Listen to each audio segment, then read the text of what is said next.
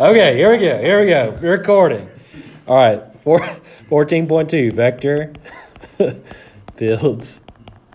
Vector fields. Okay, let's start with a definition.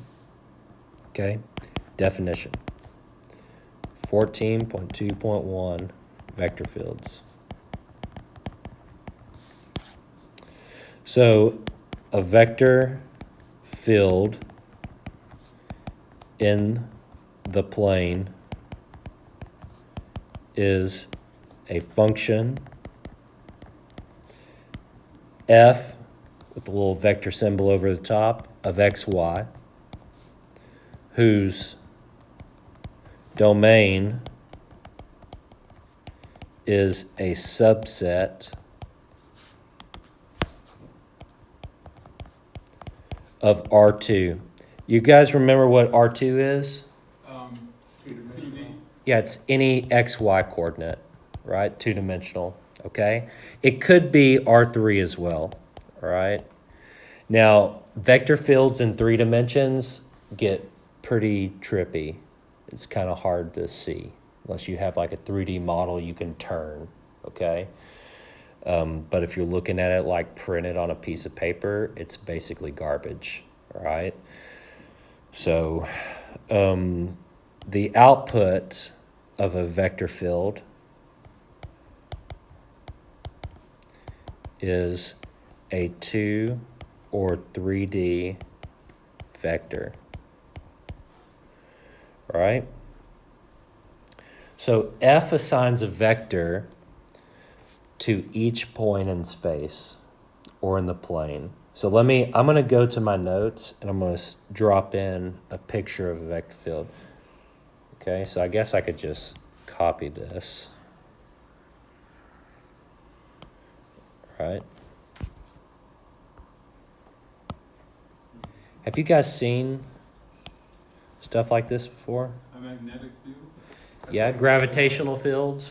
So it's almost, if you've ever seen like a weather pattern thing, like when you look they try to predict the weather, like they're using vector fields to predict like the way the wind is currently blowing, how it's going to shift the storm system over. That's how they can predict, right? Now, East Texas is really hard to predict because we're just kind of in a sweet spot of we got weather coming from lots of different ways, and so it's really hard to predict weather just because of our geographical location. But in most parts of the country, I mean, it's like out in I don't know, California, it's maybe a little bit easier to predict the weather, right? Sunny and 75, right? Or whatever. Perfect weather all year.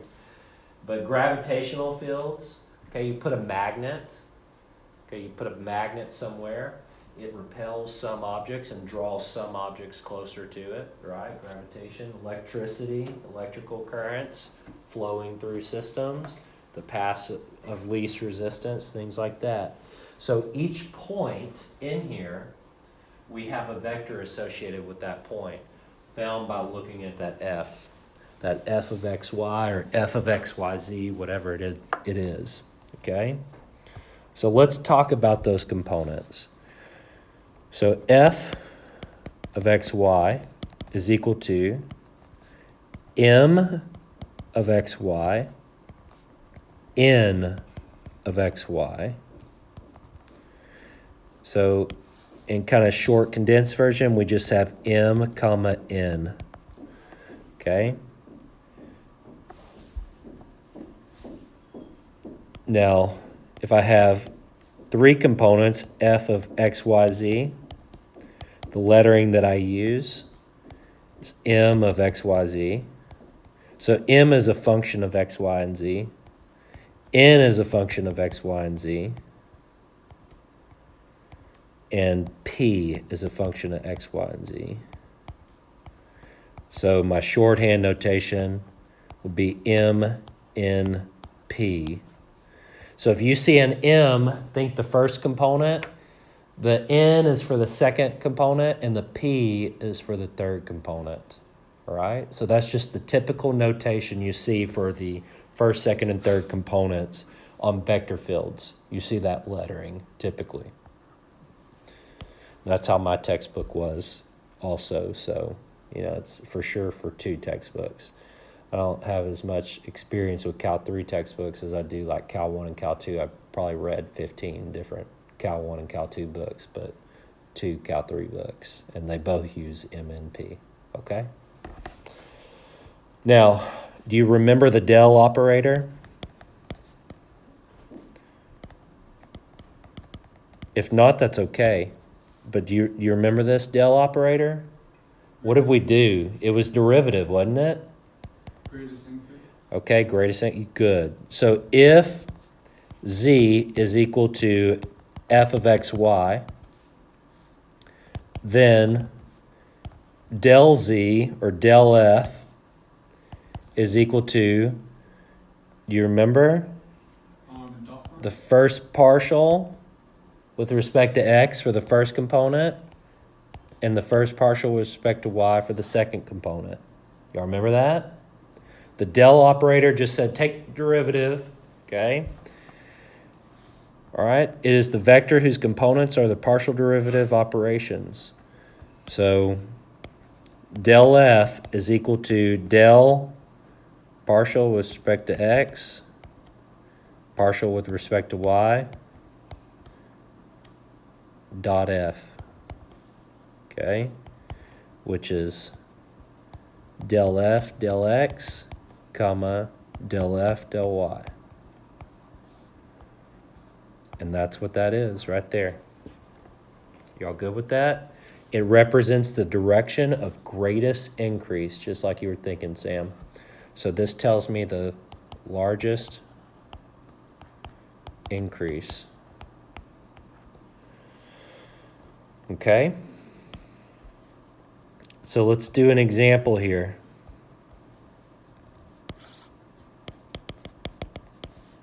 I'm going to let f equal the vector valued function x plus sine y, and then comma. The second component is y squared plus z, and the last component is x squared. And I want to find the dot product of del and f. Okay. I also want to find the cross product.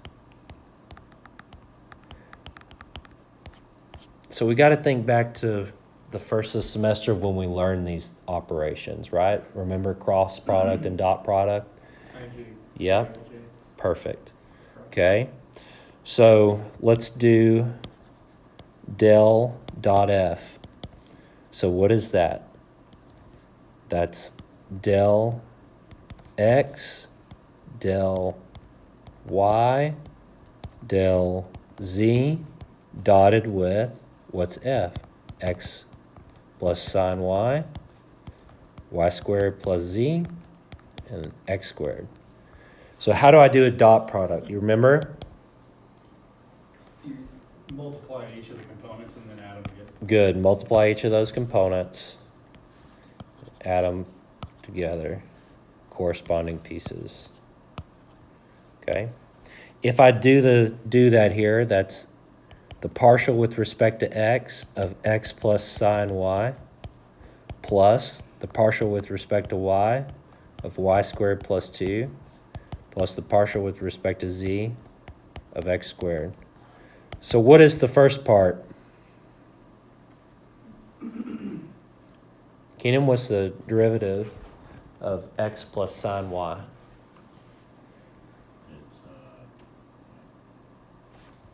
X squared. Wait, what am I taking the derivative with respect to? X. X? So what's the derivative of x? Oh, Yeah, all right. Derivative of sine y? that'd be one, right? I mean. No, it's not 1. Oh, plus sine one? No. Does it have an x in there? No. So Then it's a constant. So what's the derivative of constant? 0. There you go. Well, I was confused. I was like. Yeah, this would is, it be one, yeah. wouldn't it? So the first one's 1 because it's derivative of x with respect to x is 1. The second one is 0. I meant like just as a whole. It's Oh, the whole thing. Yeah. Good. All right. Okay. What about the next one though? You got it now, don't you? What is it? 2y. 2y. Yeah. Okay. And then the last one, what's the derivative of x squared with respect to z? 0. So if I add all this up, del dot f, which, is just 1 plus 2y. Okay? It's not too bad, is it? Right? I told you, I could do the math. I just don't really know. All right, 1 plus 2y, cool beans, right? Okay? But what this, we'll talk about it in a sec. All right, so del cross f. So what does that look like? I, j, k, del x, del y, del z, and then m, n, p. Okay. So I think I heard you say, Cody, like do the I, j, k, I, j. Yeah. Okay, we can do that. That's fine. So I, j, k, I, j is what? This is del x, del y, del z, del x, del y. Now what is m? M is what? M is the, It's x plus sine y, isn't it? Y'all okay with that? Oh, look, that's the x component, that's the y component, and that's the z component. So this is m, n, and p. Y'all follow? All right, so what do I put here? I put this x plus sine y, I put the y squared plus z, and I put the x squared. I have x plus sine y and y squared plus z.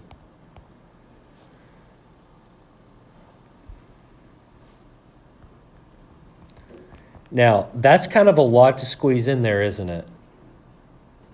You see what I mean? So what you can do, if you wanted to make it easier on yourself, is you just put MNP, MN. You see what I mean? And then you just, at the end, write it out. So how do we do your little method? You remember how to do this, Cody? So you'll do You got to do something like this, don't you? Right? Okay. So you multiply those things. But you have to subtract it? Okay, Subtract the second. good. I always forget if it's subtract. So the first one is subtract, the second one's add, right? Okay. So I subtract, so I do the k component is the partial with respect to y of the m. That's in the k component. Y'all good with that? Okay, the next one is partial with respect to z of n, and that's in the I component. And the last one is partial with respect to x in the p, partial with respect to x of p in the j component. Okay, and then I add the other one. So I'm going to go this way.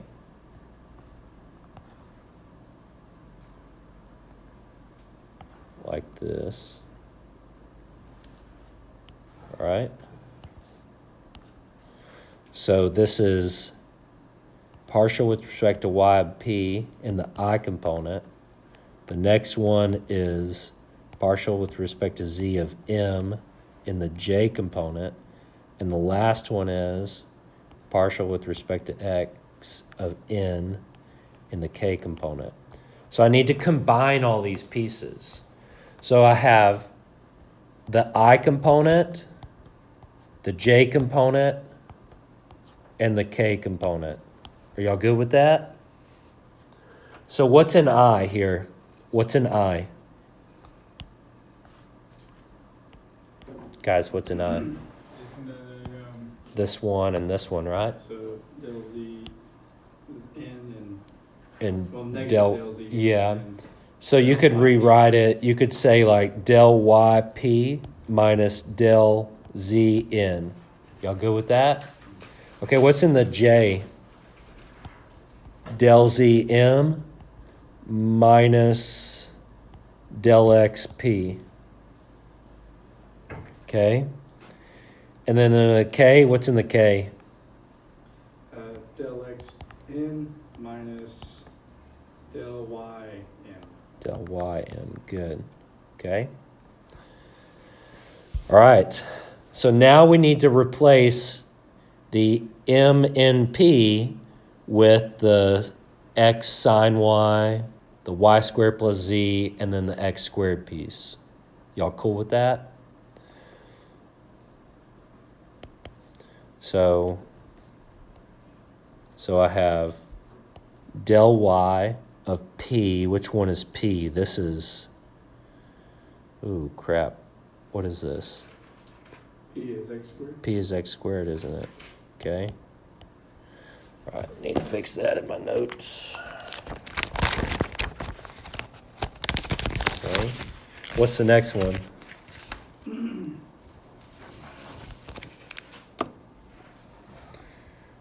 Minus what? What's in D? So it's DZ. Y squared plus Z, right? Okay. The next component, dz of m, which is x plus sine y, minus dx of p, which is x squared. And the last one, del x of n is the second one, that's y squared plus z, right? And then You too. z, I think it's z. Have you been putting 2 this whole time? My 2's sometimes look like z's. And then del y of x plus sine y. Okay. Is that a Z or is that X and Z? Yeah. I'll try to put a little loop for 2's, okay? Some people put like a little line through their z's. I ain't doing that. Ain't nobody got time for that. Okay. So this is 0 minus 1. This next one is 0 minus 2x. And the last one is 0 minus cosine y. The partials are not that hard to do, are they? It's just setting up the dadgum problem is what takes so long. So my my cross product here, del cross f is equal to -1 for the first component, -2x for the second component, and negative cosine y for the last component. Okay? But the million-dollar question is, what does this tell us?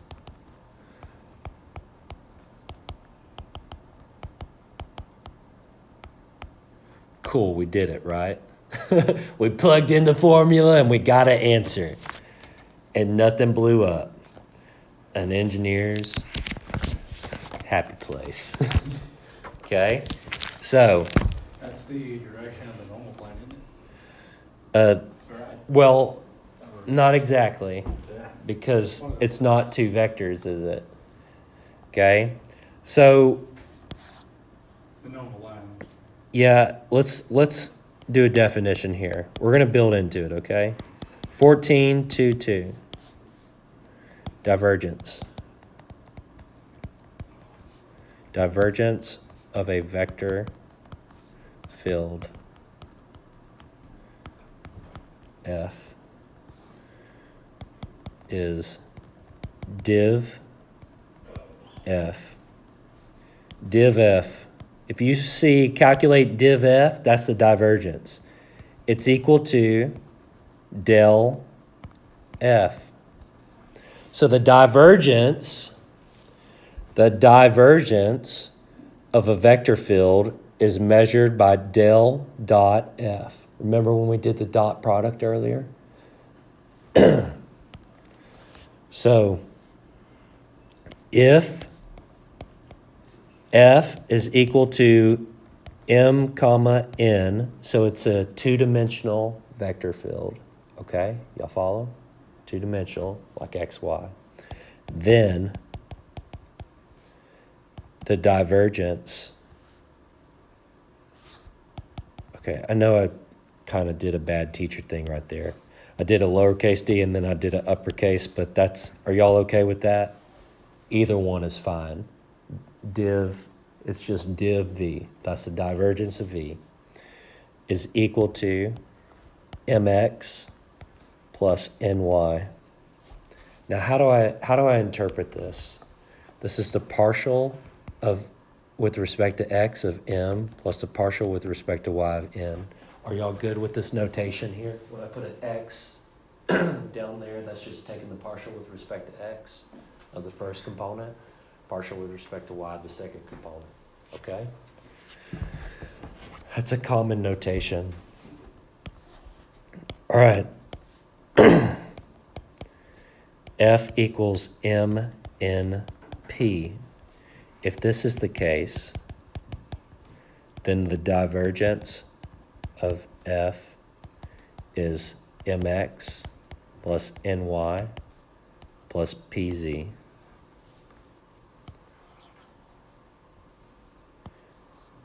I think I got those on your formula sheets, don't I? What formation? I haven't given you a formula sheet yet, have I? Golly, what a turd. Okay, let me go. Oh, that's on video.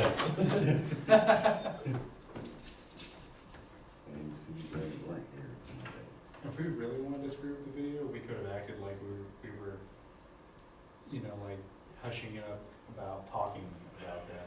Being like, oh, shh. Sam's like, we're on video? Shh, it's recording. We should stop talking about them. Yeah, right. Yeah, David, we're not talking about you at all.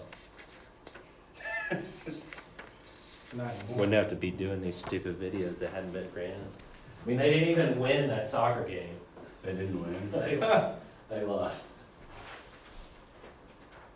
He's home licking his wounds. Okay, so that formula sheet, do y'all see it? I think it's on the second row, or is it on the first row? It's on It's the the second. Yeah, okay. All right. So it's written out there for you, pretty self-explanatory. All right, good deal. So we got a lot of words here. What I'm going to do is I'm going to drop them in. Okay, I'm not going to write all this crap out. So I'm going to let you write it out because that's what teachers can do, right? All right, I'm going to copy and paste here. And while you're writing, I'm going to talk. Okay? So look, is that big enough for y'all to see, or is it not big enough? It's all right. If it's not big enough, scoot up. So that's as big as I can make it. So if the vector field represents the velocity of a fluid or a gas, okay, so it's like you got this liquid flowing around, which liquid flows around. So I forget, y'all know what the study of flow is? What is it? Is it that hydrodynamics? I thought it was Can't- fluid mechanics. Fluid mechanics, something? I couldn't, Fluid dy- I was legit asking. You need to answer. School as well, I mean, this school. Well, that's weird. Just answer, it's fine. The garbage. Yeah. I figured it'd be garbage. Okay, so fluid dynamics or whatever it's called, I mean, fluid money works the same way. It's interesting. You can take all these things, flow in the path of least resistance, money flows the same way. Whatever's the fastest, easiest way to spend your money, that's how you're gonna spend the most money. That's why credit card companies make so much money, because you're a whole heck of a lot more likely to spend money on this thing than to spend money using cash, okay? Because when you pay with cash, you physically give it away and it's painful, right? There's a psychological thing that happens when you pay with cash. Versus with a credit card, you stick it in the machine, reads it, and then you pull it out and you put it back in your pocket. Your brain tells you didn't lose anything. Because the thing you used to pay for it, you put it right back in your wallet. There's a psychological event, and it's statistically proven. You spend about 5 to 10% more when you have a credit card than when you don't. So you think you're saving this 3% or 5% cash back or whatever, but you're really not. You're really spending more than you would have I'm otherwise. like the opposite of that. I've Yeah. hit NSF in my bank so many times that I'm scared to use my card. Yeah. I'll only use cash like liberally. Well, and so I will say this. This is speaking in generalities, okay? So you could definitely not be like the rest of the pack. So it's not a true fast rule that it works for everybody, but it works on the average, and they make money on the average person, right? I mean, it's like, and what they count on is that you spend more money that you have, and how does a credit card make money? If you run a balance and you have to pay interest, right? So 22% interest can rack up. No, let my card decline my own debit card. Yeah, debit card. I mean, debit card, you know, it's That That's- first that's time's one the way most to do it. embarrassing. You're not ever gonna do it again. oh man. Well, it is what it is. Yes. Okay, so the divergence of a field is a measure of the compressibility of the fluid. So measures the outward spreading nature of the vector field. So if the divergence is negative, so if you're negative divergence at a point, then that means that the fluid is flowing into that area. So like a sponge, if I drop water on a sponge, the water flows into it, right? It soaks it up. But at some point, what happens? That sponge gets so saturated, what happens with the next drop of water that hits it? Sound just escalated. It goes away. And so then all of a sudden the divergence on the object becomes positive, meaning it repels away. So if you have a negative divergence at a point, then it's pulling that object in, like a magnet would be pulling in. Y'all follow what I'm saying here? And then if you have a positive, then it's expanding, it's pushing it away. It's, the charge or whatever on the electron or whatever. This works in molecules as well, okay? Lots of applications here. The divergence equal to 0 means that the same amount of fluid that's going into it at the same time it's going out of it, and it balances out, okay? So divergence at 0 at all points, then we say the field is incompressible, okay? So I'll give you a chance to write that down. And then when you get that written down, we're going to do definition of the curl. 14.2.3. The curl of a vector field. What is the curl of a vector field? The curl of F is equal to del cross F. Del cross F.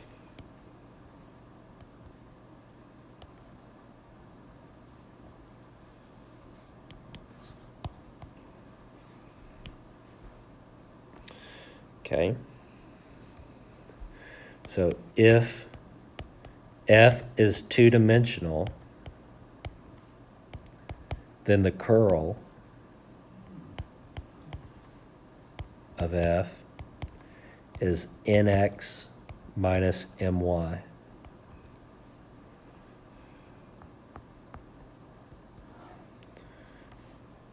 If it's three-dimensional,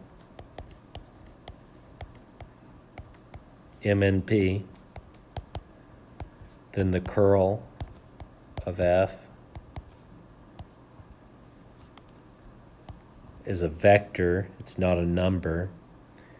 It's PY minus NZ, mz minus px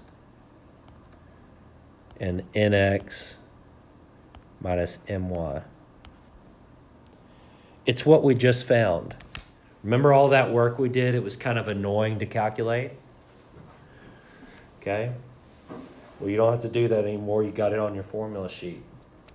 All right, I have it written out there for you, as long as I didn't mess it up on the formula sheet, like I did that one time, or 2 times I did in Cal T. I think that, Because we're the guinea pig. yeah, this one matches. Okay?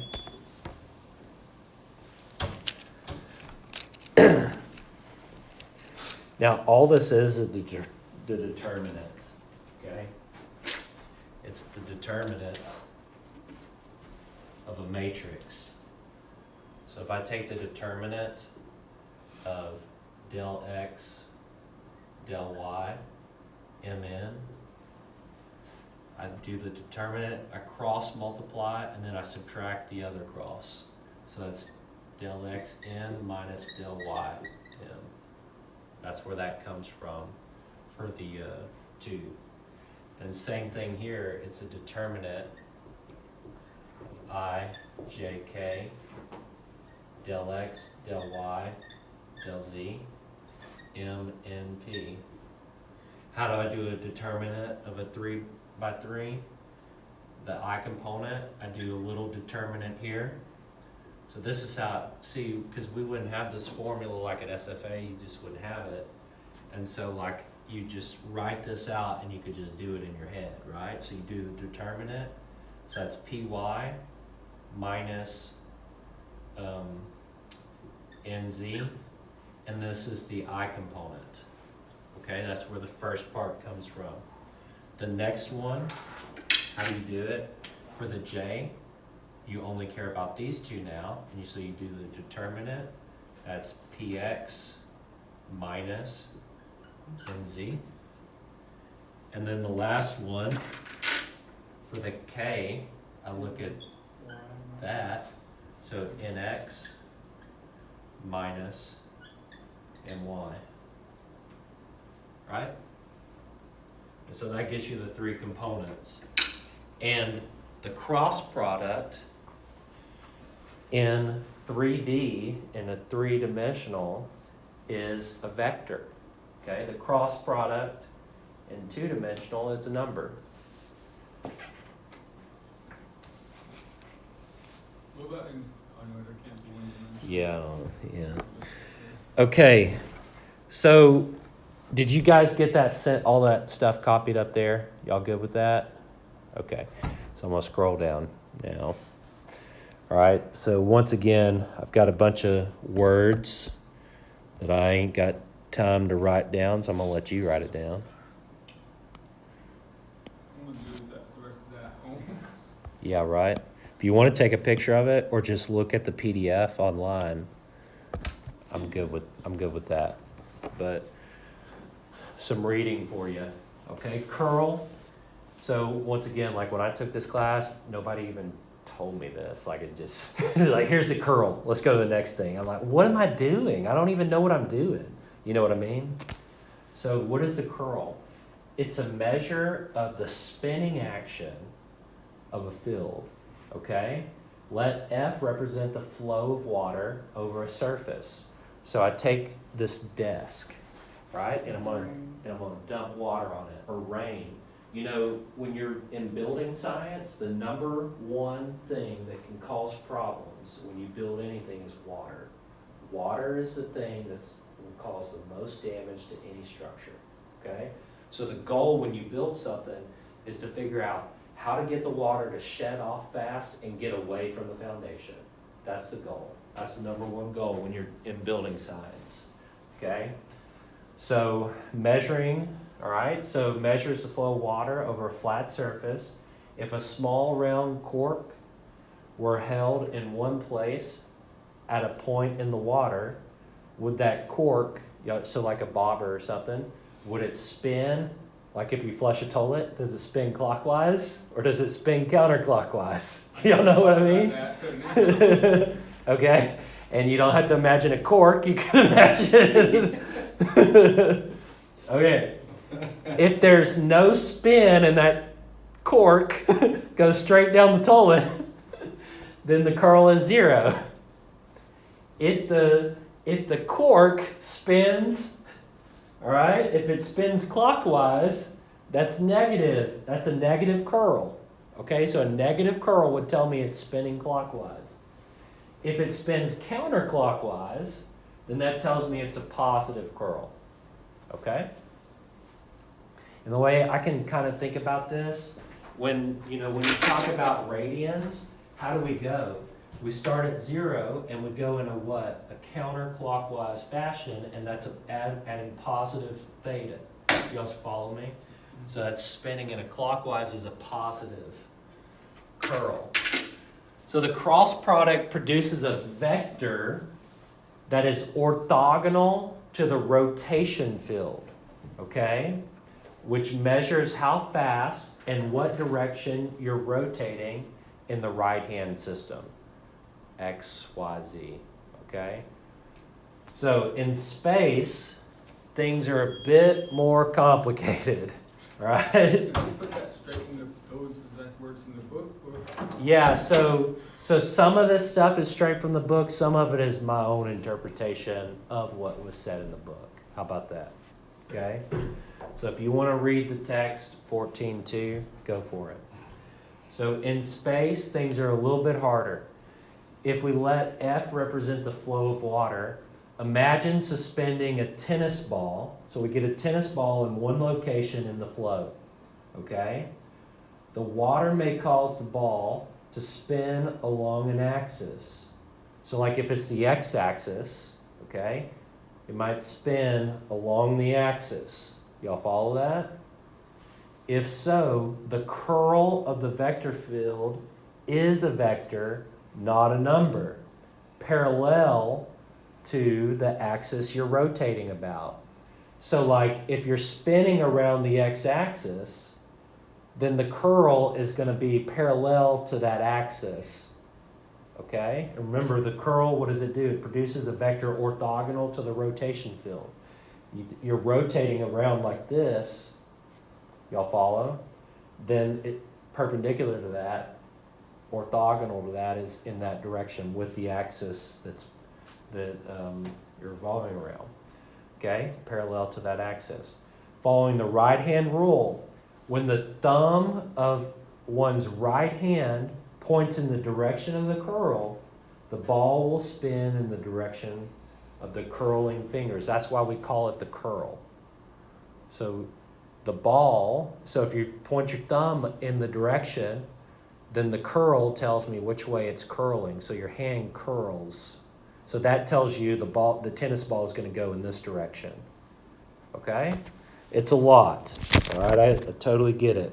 But you don't have to really understand the application here to do the math. Okay? But I mean, when I learned it, I was like, what am I even doing? I don't even know what I'm doing. I just did it, and I got an answer, and it's right, but I don't even know what it is. But this is what it is, okay? So I know it's a lot. And that's probably why my teacher just didn't even talk about it, you know? So example, compute the divergence and the curl of each vector field. Okay?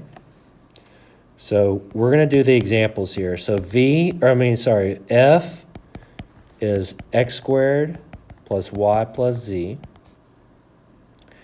The n component is minus x minus z. And then the last component, p, is x plus y. So if it helps, write it out. M, x squared plus y plus z. N, minus x minus z. P, x plus y. So let's do the divergence. So div f. What's div f? That's del dot f. which is mx ny pz. So that's the partial with respect to x of x squared plus y plus z, plus the partial with respect to y of minus x minus z, plus the partial with respect to z of x plus y. So what's the first part? 2x. 2x, uh, 0, 0, right? Yeah. And then what's the rest of it? What's the partial with respect to y of minus x minus 2? Zero. What's partial with respect to z of x plus y? Zero. So the whole thing, the answer is just 2x. So what is this telling me? The divergence of f is equal to 2x tells me what? Do you remember what divergence tells you? You wrote it out. It was a lot, but you wrote it. If divergence was positive, what did that mean? It means it's rotating clockwise. No, that's for It means curl. It's expanding. Okay, it's expanding at the point. It's pushing away from the point. What if it's equal to 0? It's not changing. The amount flowing in equals the amount flowing out. What if it's negative? It's compressing. It's coming in, right? The amount coming in is greater than the amount escaping. Make sense? Sorta? Okay. So for what values, like if I looked in this plane here, okay, x, y, z, right? What values are we expanding?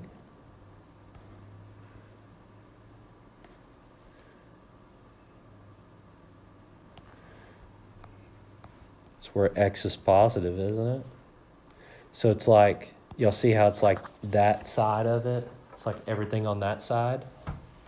I know it's kind of hard to see in 3 dimensions, but it's for x greater than 0.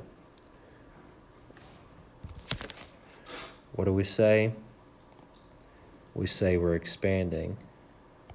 Fluid is expanding. Okay. For x less than 0, the fluid is compressing.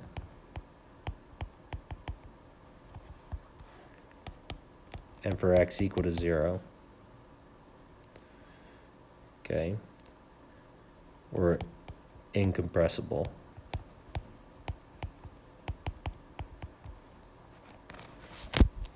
Why do we not care about the values of y or z? Do you see y or z in the divergence? The only thing in there is 2x. Y'all follow that? So it works for any x or for any y or z, only thing that we care about is the x value. So everything so you know how it's broken up into 8 pieces? So all the positive x ones, those 4 over there, it's all expanding. But on the negative side, the negative x side, everything over here is all compressing. Okay? So Yeah. that's just another way of saying on the x and z, it's incompressible. Yeah. It's not changing. Yeah. So I mean, why? everything. So technically, everything on the x equals 0 plane, that would be incompressible. So that sheet of paper that separates the positive side from the negative side, that's where it balances out. The stuff flowing in equals the stuff flowing out. Okay? Yeah. If you had an x and an y, would the angles? Yeah, so it would change, wouldn't it? Okay, that is an interesting question. It would turn. Okay, it would change. All right, so let's calculate the second part. So let's do part B. Oh wait, no, let's not do part B. We need to first get the curl, don't we? Let's do the curl of F before we move on. So same F. So what is curl? It's del cross F. So what is del cross F? Look at your formula. Py minus nz, mz minus px, nx minus my. Okay? You still have your mnp, don't you? M is x squared plus y plus z. N is negative x, negative z. And then p is x plus y, right? So let's do the partials here. So if I do that work, what is that? Partial with respect to y of x plus y minus partial with respect to z of x squared plus y squared, or no, x squared plus y plus z. Oh man, this is a lot. Okay, partial with respect to z of x squared plus y plus z minus partial with respect to x of x plus y, or yeah, x plus y. And the last component, partial with respect to x minus z minus partial with respect to y, x squared plus y plus z. Okay, so what is that first partial? Partial with respect to y of x plus y.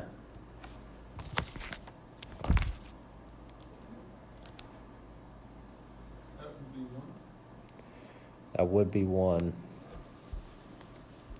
Okay, minus partial with respect to z of x squared plus y plus z. What is that? It's 1. Okay, so 1 minus 1 for the first component. All right? What about the second component? Partial with respect to z. It's 1 minus partial with respect to x. 1 at son of a gun. It's 1 again. All right? And then the next one, partial with respect to x. Negative 1 minus partial with respect to y. 1. Okay. So if I do this math, what do I get? 0, 0, negative 2. Negative 2. Oh, what have I done wrong here? Oh, you know what I did wrong? This isn't n, is it? What did I write on that first part? Y'all see that? Sorry about that. This needs to be n, which is minus x minus z. What is the partial here? So that's actually minus a minus 1, which is what? Plus 1. So now we get 2, 0, negative 2. Okay? So this is a vector in 3 space. This answer right here, the curl, is a vector. So a vector function for this particular field, no matter the location in space, a spin is induced with the axis parallel to this vector. Okay? So the curl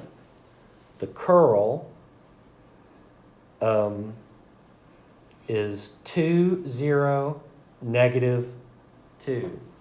So if I tried, I know it's hard to plot this, but if I tried, so x, y, z, so I go over 2, and then 0 in the y, and then down. So my vector, oh man, y'all kind of see what's going on here?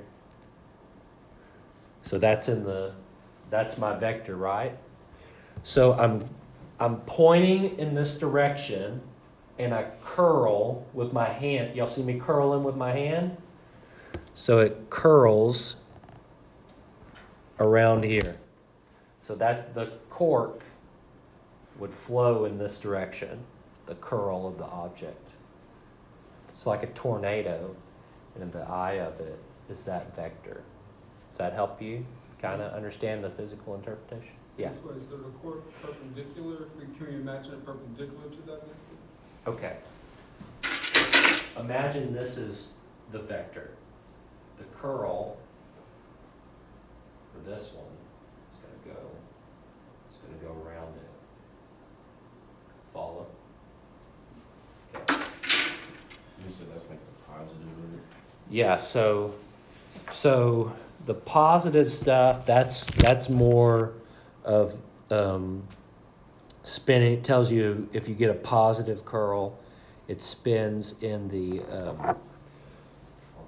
clockwise direction. But see, this isn't a number, it's a vector.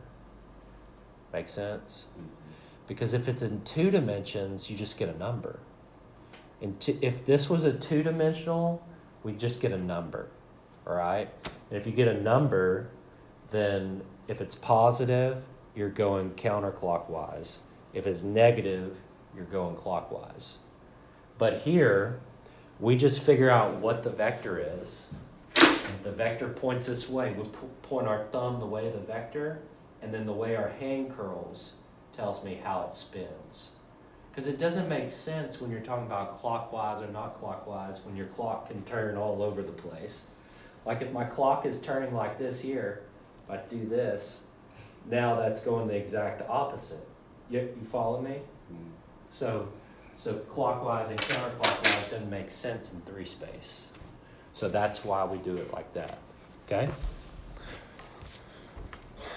Weird. David's not going to get any of this because it's...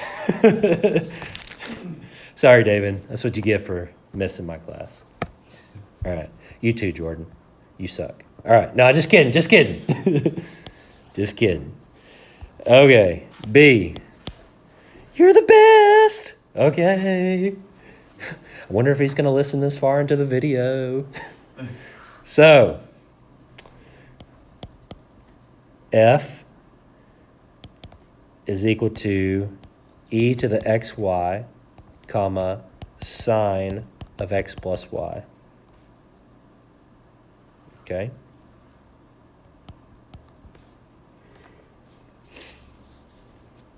Now this one, it's in 2 dimensions, isn't it? So we're actually going to get a scalar function now instead of a vector valued function when we do the curl. All right? And if I plug in a value, then I can figure out, is it turning clockwise or counterclockwise at that point? Makes sense? And when you walked out, we were talking about flushing stuff in a toilet. Sometimes you flush and it spins clockwise. Sometimes you flush and it spins counterclockwise. And so that's what the curl tells you. Okay? I don't think I've ever heard of a toilet spinning counterclockwise. Yeah, right. Well, it's the stuff in the toilet. Yeah. That's what I'm talking about. Yeah, sorry. I probably said that. My English is hard, guys. But yes, it's the object. We called it a cork. Work. Yeah, a cork. Now, maybe But sometimes they float, sometimes they don't. But if the object spins clockwise or not. All right, yeah.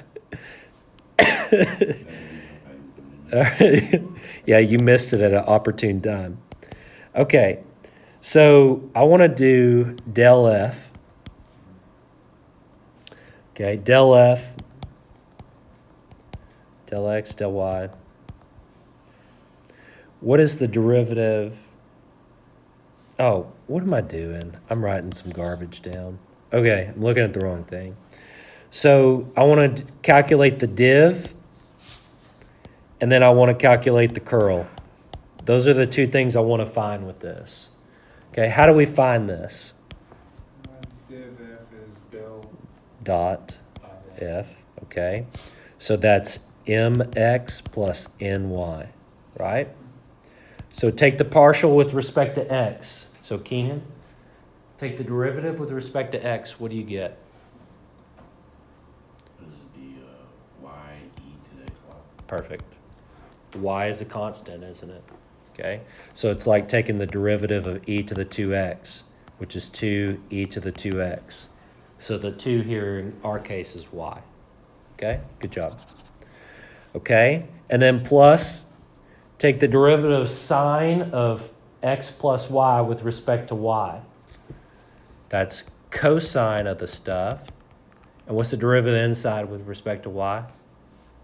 One. It's 1. So it's just 1. Yeah. It's pretty easy, right? Okay. So that's the divergence. So if you pick a point, okay, I mean, if I just picked just to say 0, 0, at the point 0, 0, I plug in 0 for y, 0 here, 0 times whatever, it's even e to the 0 is 1, 0 times 1, that's 0. Cosine of 0 is what? It's 1, isn't it? So if I plug this point in, I get a divergence of positive 1. What does that tell me? At the point 0, 0, what's happening? What's the divergence doing? At the point 0, 0, what's happening? It's expanding away, isn't it? More things are going away from the point than towards it. Okay? Does that help? All right. Curl. Del cross F. What's the curl? It's nx minus my. So I take the derivative of the second component with respect to x. So that is cosine of x plus y times, well, what's the derivative of x plus y with respect to x? It's just 1, okay? And then minus, all right, what's m? M is x e to the xy, but I take it with respect to y, x e to the xy, good. Okay? So once again, this is just a scalar function. This is a scalar function, right? So you give me an x value and a y value, I can tell you, like if I take just, I did 0, 0 because that's the easiest, right? If I plug in cosine 0 plus 0 minus 0 times e to the 0 times 0, I'm still going to get 1.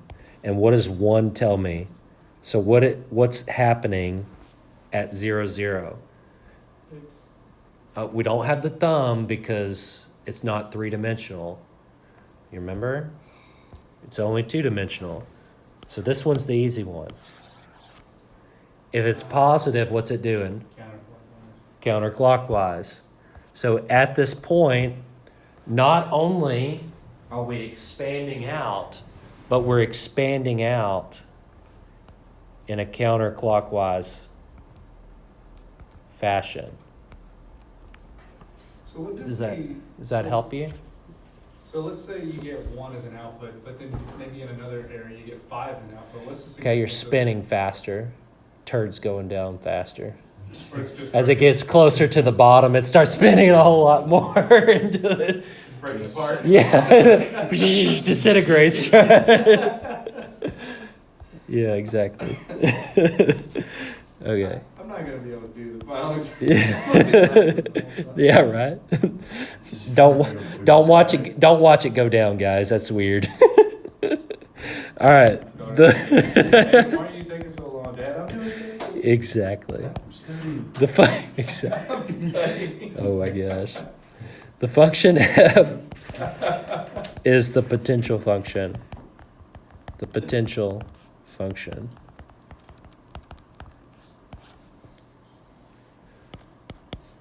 Of capital F. So this is true if capital F is equal to del F. So the potential function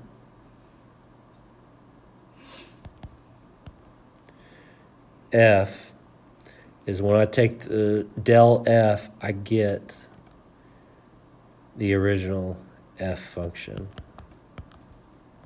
So the vectors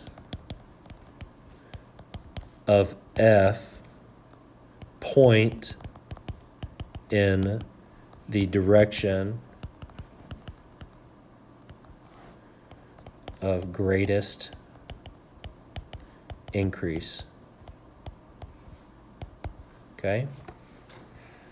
So that vector field points you in the greatest. So if I think of a vector field kind of like the flowing of a river, okay? If you drop an object in the river, like a little boat or something, okay, and the river's flowing this way, like it's going to flow, that's the direction that it's going in greatest increase. It's not going to go back the other way, right? Unless you put a motor on it. But even if you put a motor on it, it's going to go back against the river slower than going with the river. You ever swim in a river? Like you can't just swim straight across if it's fast moving. You got to swim at an angle, right? Because it just pushes you down. So you kind of work. You got to work with that current. Okay, so we're almost done here. We got one more example. Let f of xy equal 3 minus x squared minus 2y squared. And we're going to let capital F equal del f. I want to graph capital F. And I want to find the divergence. Golly, I'm going to lose all my battery life before I even finish this video. Divergence and curl. To lower this, maybe that'd help. Curl of F. Hope that doesn't, surely that won't affect the video. All right, so F equals del F, little f. Del little f, I take the derivative with respect to x of my function, and I take the derivative with respect to y of my function. All right? So what is that equal to? What's the derivative of this thing with respect to x? 2x. Not 2x. Minus 2x. Good. So minus 2x. What's the derivative with respect to y of that function? Minus 4y. Good. Okay.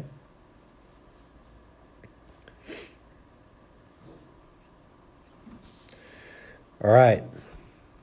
So what did I just find? F is equal to minus 2x minus 4y.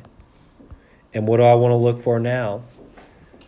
Well, I want to graph F, and I want to find the divergence div F and curl F. Okay? Y'all want to graph it first? It doesn't matter. You know how to graph this? No. Yeah, me either. I was hoping somebody would know. No, look, we just pick points, okay? And then the points will tell a story. Crosses at 3. So let's just, if I put 0, 0 in, where's that vector going? If I plug 0, 0 in, what do I get? The 0 vector. So it's just a dot right in the middle, okay? What if I plug in like, say I plug in, I don't know, like 0, negative 1. Y'all follow what I'm doing there? Plug in 0, no. Okay. If I plug that in, what's my f of 0, negative 1 going to do? If I plug in 0, I get 0, negative 4. Y'all follow that? Positive 4. Oh, yeah, positive 4. Good. So 0, positive 4. So what's happening here? 0, positive 4 means I go up 4 units, right? From that point there. Now, if I draw that, that's not going to fit on my field, okay? So that's a problem. So what we do is we don't draw our little arrows to scale. Otherwise, we're not going to be able to get it to all fit. Okay? Say I plug in like a point here. Maybe this point is like, I don't know, 0, -5. Okay, what would happen here? 0, -5 would do what? 0.20. 0, 20. Okay, so this is an even longer vector. I mean, if I put 4 here, it would look like that, and 20 would just go off the page. It doesn't really work to do it to scale, does it? But this one would be about 5 times longer. Y'all follow? Okay. Is it kind of like Z equals those in a way? Like if It's almost, here's what's Like- basically happening. This particle, if I'm traveling up the y-axis, it's going really fast until it gets to 0. Okay? Oh, okay. And so what's happening, as it gets closer to 0, what happens to the particle? It slows down. Slows down. Slows down and then stops at 0. It's like I'm driving a car and I see a stop sign. And you slow And it I'm down. slowing down and I slam on the brakes. Nobody does that. They just keep on going. Yeah, well, Yeah, they're yield signs. Daggyland, yeah. You bet about that. Okay. But y'all follow that kind of, it's coming in and it's slowing down as it gets to 0. Okay. What about the other side? If I did the point 1 or 0, 1, well, what would that do? It would get me 0, -4, wouldn't it? So what does that do? Now coming It's down. coming down, isn't it? Y'all follow? And do I have to do it, or do y'all believe me that it's the same thing like that? So we're coming in, so particles coming in on the y-axis, they're coming in towards 0, 0 and slowing down till they stop. Why do we know they stop at 0, 0? Because it's 0 vector, doesn't go anywhere, right? Okay. What about like over here? What about like at 5, 0? So it'd be -10, 0. Okay, so that would be -10, 0. Okay, so what's happening here? It's moving to the left. It's moving Pretty fast. pretty fast this way. So do y'all see how it's kind of the same thing? So as we get closer and closer to the origin on the axes, we're slowing down until we get to 0, 0. But is it spinning? Yeah, that's the question. How could we know if it's spinning or not? Well, if it goes straight to the commode, you're good, but if it rides around. What tells us about spinning? The curl. Okay, so let's look at that. So divergence is what? Mx plus ny, right? So that's what is the partial with respect to x here? -2. So partial with respect to x of this is -2. Partial with respect to y of this is what? So that's -2 minus 4 gets you -6. So what does it mean to have a -6 divergence? It's rotating clock. No, it's not rotation. Divergence isn't rotation. Oh, no. What is Oh, divergence? I was thinking It's, the other way. Divergence tells me Compressing. what? It's compressing. Okay? So it's pulling in. Okay? Now curl. The curl of f, I think it's nx minus my. So what would that be? What's nx? Partial with respect to x of minus 4y. 0. Okay? Partial with respect to y of minus 2x. 0 minus 0, which is? So it's not curling. So it doesn't curl, does it? Okay?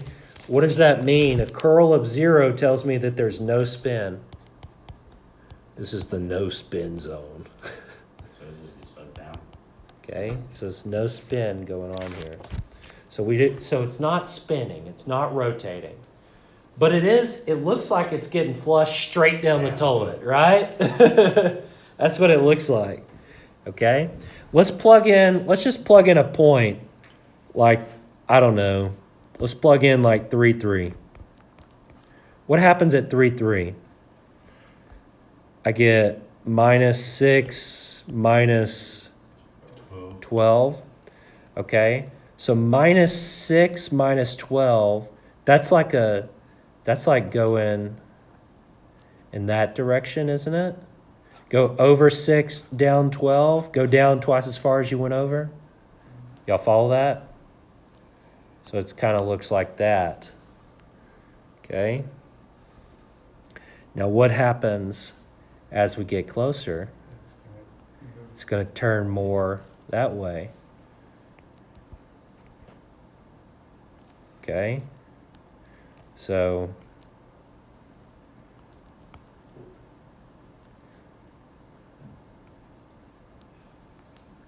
all the points are getting pulled into where? 0, 0. Yeah.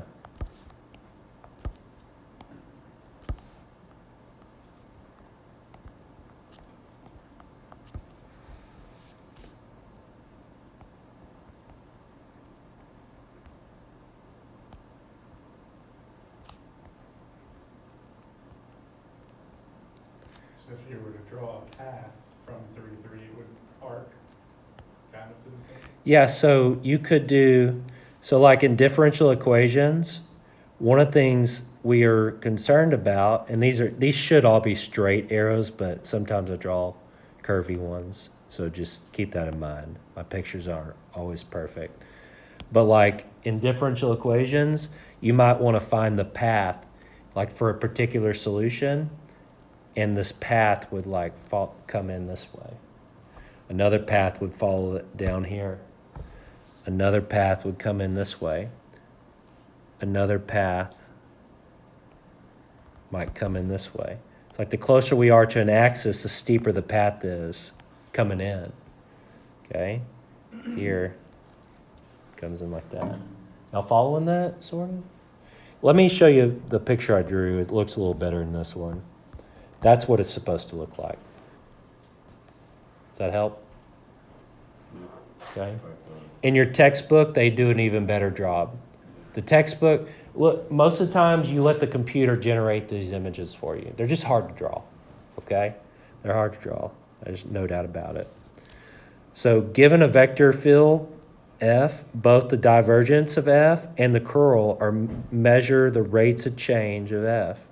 Divergence measures how much the field spreads or diverges at a point, and the curl measures how much the field twists or curls at a point, okay?